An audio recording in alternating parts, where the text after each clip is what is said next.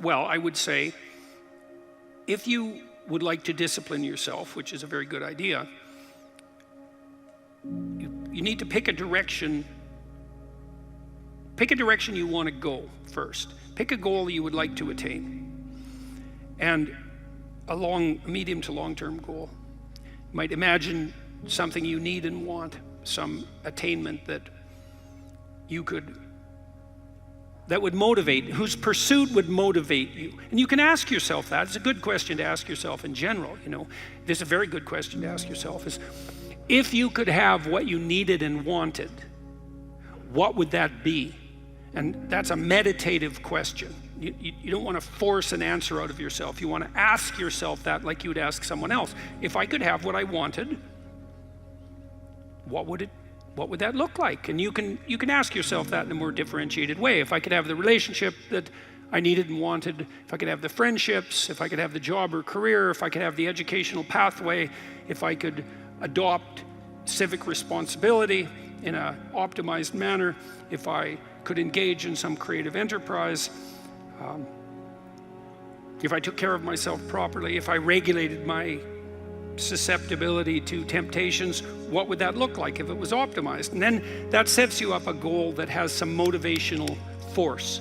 This is worth doing.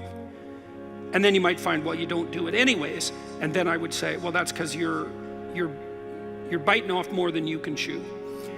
The next goal is to take your goal and to fragment it into micro goals until you find a micro goal that's small enough that it still presents some challenge that you will do. And so I've become, one of the things I'm known for, I suppose, is my advice to people to clean up their rooms.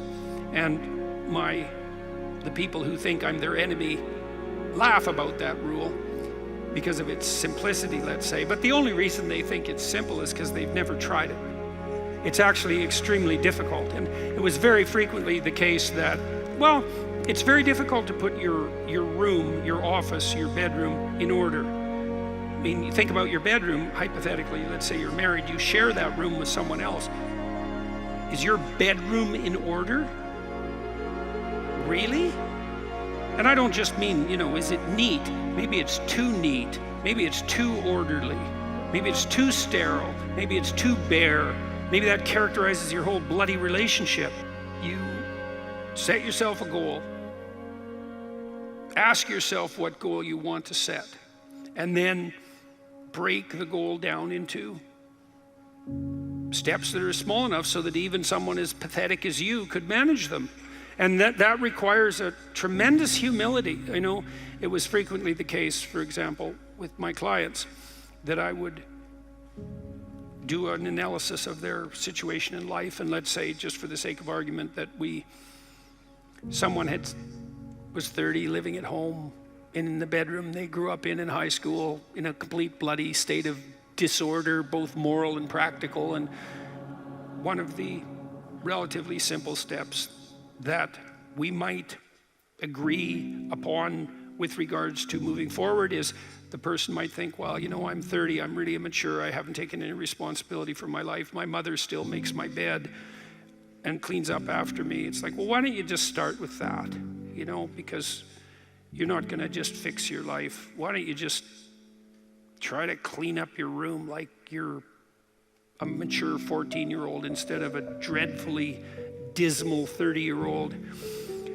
And so, first of all, it's really hard for someone, even if they're desperate, to admit that that's necessary, right? Because it's so bloody humiliating. I mean, really, I'm so damn useless that my basic goal is going to be to clean up my bedroom. It's not surprising to me at all, because you think, well, that's such a trivial thing. It's like, if it was such a trivial thing, he'd have a clean room.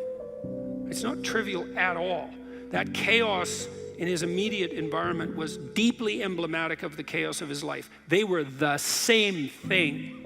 And so for him to even begin the process of bringing order to chaos, which is a divine process, by the way, and the highest moral requirement, he had to be willing to face the catastrophe, the chaotic catastrophe of his life. And he hadn't done that for 30 years, why was he going to start that week? Just because he said he was going to? It's like, good luck.